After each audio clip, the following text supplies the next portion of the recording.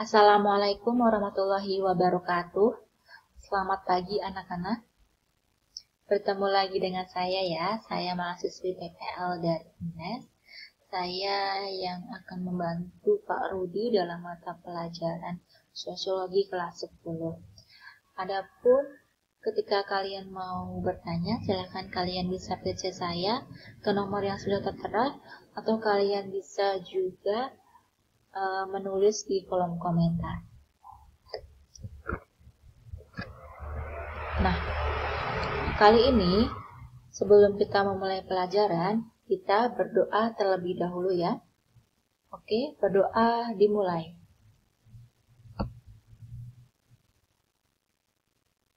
Selesai. Anak-anak, kali ini kita akan belajar di bab 2, yaitu mengenai individu, kelompok, dan hubungan sosial. Adapun tujuan pembelajarannya adalah mengenali dan mengidentifikasi realitas individu, kelompok, dan hubungan sosial di masyarakat. Kemudian, mengolah realitas individu, kelompok, dan hubungan sosial sehingga mandiri dalam memposisikan diri dalam pergaulan di masyarakat. Itu tujuan pembelajaran kali ini. Kemudian kita lanjut ke materi ya. Nah, dalam konsep manusia, individu sebagai makhluk yang otonom atau berdiri sendiri. Nah, kata individu berasal dari bahasa Latin yaitu individuum yang berarti terbagi atau kesatuan terkecil. Salah satu contohnya adalah nih, saya di sini kan berdiri sendiri. Itu yang dinamakan individu. Orangnya sendiri satu gitu ya. Kemudian lanjut ya. Kita ini selanjutnya kelompok. Apa sih itu kelompok?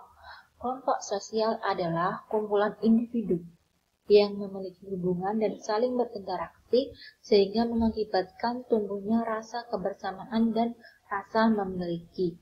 Contohnya adalah ketika kalian di suatu perkumpulan, pastikan kalian pasti ada suatu kelompok tersendiri gitu kan, dimana itu kalian saling memiliki hubungan dan dimana dalam kelompok itu kalian pasti akan memiliki rasa kebersamaan dan rasa memiliki begitu.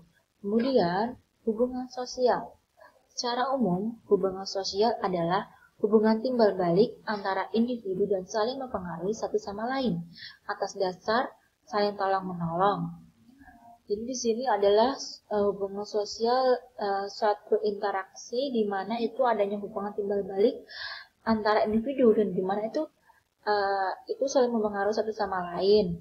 Kemudian unsur yang mendasari hubungan sosial adalah interaksi sosial. Jadi di sini dalam hubungan sosial adalah adanya suatu interaksi sosial dalam hubungan itu. Nah, adapun yang membedakan antara hubungan sosial dan interaksi sosial adalah di mana hubungan sosial itu ada suatu hubungan emosional tertentu dalam individu atau kelompok itu. Kemudian hakikat interaksi sosial. Manusia secara kodrati adalah makhluk sosial atau makhluk yang tidak bisa berdiri sendiri begitu ya. Kemudian di dalam dirinya terdapat hasrat untuk berkomunikasi, bergaul, dan bekerja sama dengan manusia lain karena manusia itu hidup saling bergantung satu sama lain dan saling tolong menolong. Karena itulah interaksi dengan orang lain merupakan kebutuhan mendasar dalam diri manusia. Kemudian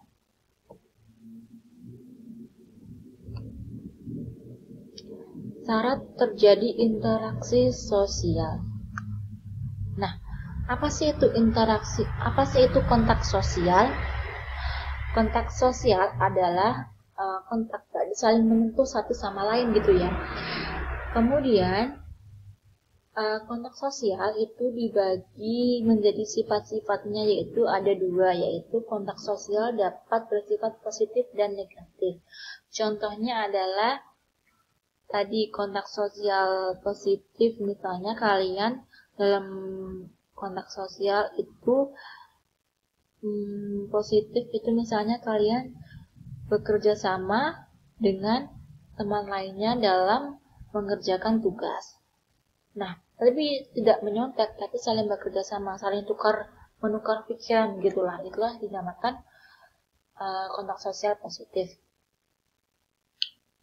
Kemudian, kontak sosial negatif itu mengarah pada pertentangan atau konflik.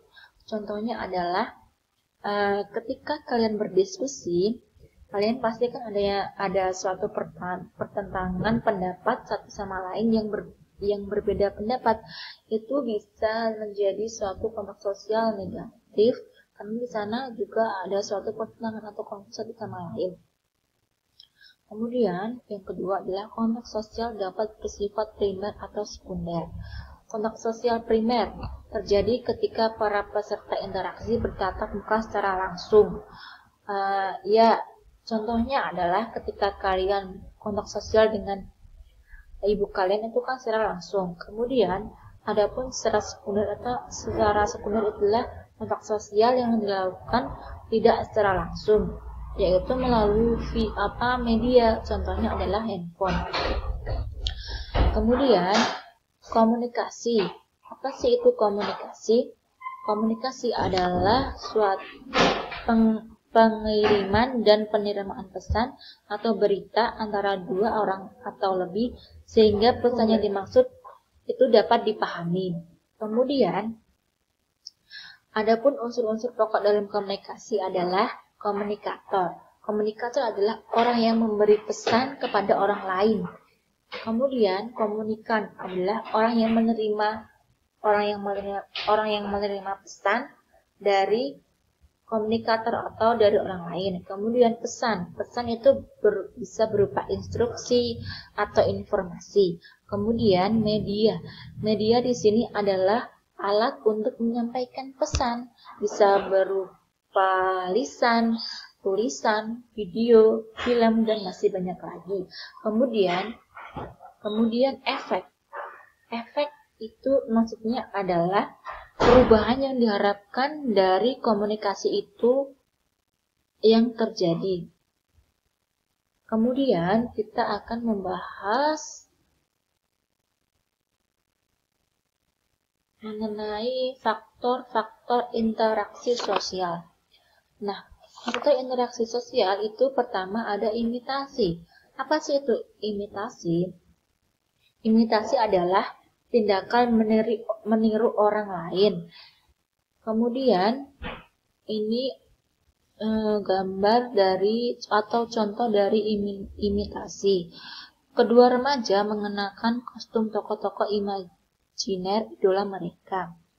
Syarat yang harus dipenuhi dalam interaksi adalah adanya minat atau perhatian terhadap objek atau subjek yang akan ditiru. Misalnya, contohnya adalah kalian itu meniru gaya bicara guru kalian atau meniru tingkah laku dari orang tua kalian dan masih banyak lagi. Kemudian, yang kedua adalah sugesti. Apa sih itu sugesti?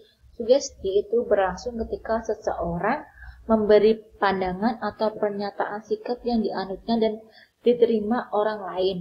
Kemudian sugesti itu biasanya muncul ketika si penerima sugesti tidak dapat berpikir secara rasional.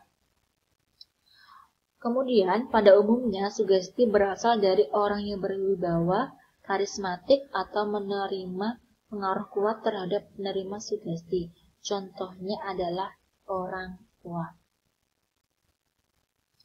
Dimana itu kan orang yang berwibawa, karismatik itu kan memiliki suatu pengaruh yang kuat nih, sehingga kita itu kayak tersugesti untuk untuk keinginan untuk seperti mereka. Kemudian identifikasi. Proses identifikasi berlangsung secara sengaja atau tidak sengaja. Contohnya, pemain bulu tangkis junior memiliki pemain idola.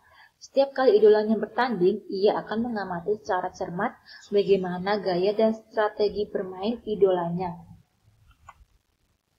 Jadi di sini identifikasi merupakan kecenderungan atau keinginan seseorang untuk menjadi sama dengan pihak lain.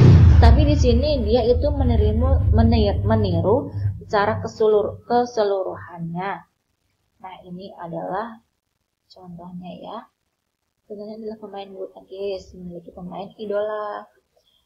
Kemudian kita akan membahas simpati. Simpati di sini merupakan kondisi ketertarikan seseorang kepada orang lain. Ketika bersimpati, seseorang menempatkan dirinya dalam keadaan orang lain dan merasakan apa yang dialami, dipikirkan atau dirasakan orang lain. Contohnya adalah ketika kita melihat berita mengenai korban banjir, korban longsor, kita tidak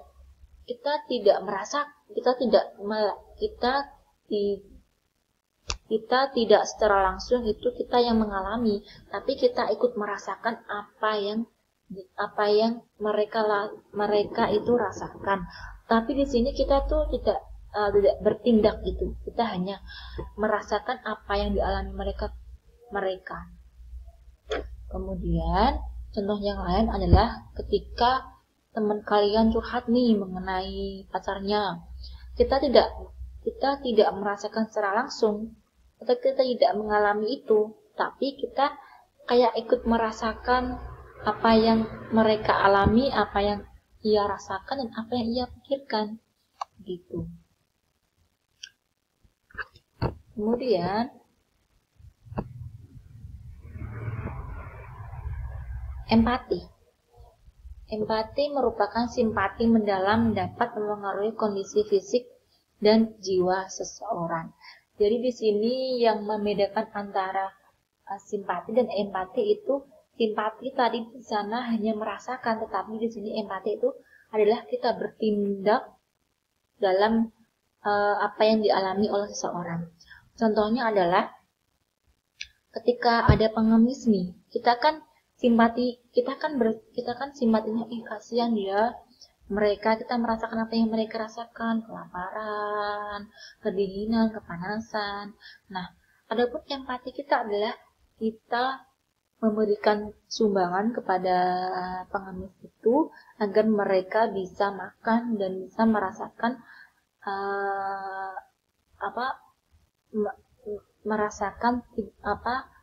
merasakan kekenyangan atau merasakan tidak kelaparan gitu ya. Kemudian selanjutnya kita bahas bentuk-bentuk interaksi sosial. Nah, untuk minggu depan kalian bisa membaca di materi selanjutnya, yaitu mengenai bentuk-bentuk interaksi sosial. Baca ya, jangan sampai tidak baca, belajar. Kemudian apabila kalian mau bertanya, silakan tulis di kolom komentar atau bisa cek ke nomor yang Ibu sediakan tadi ya. Nah, sekian dari materi yang Ibu sampaikan. Mohon maaf kalau ada yang salah atau kurang berkenan. Sampai jumpa di minggu depan. Terus semangat dan terus jaga kesehatan kalian. Wassalamualaikum warahmatullahi wabarakatuh. Selamat pagi.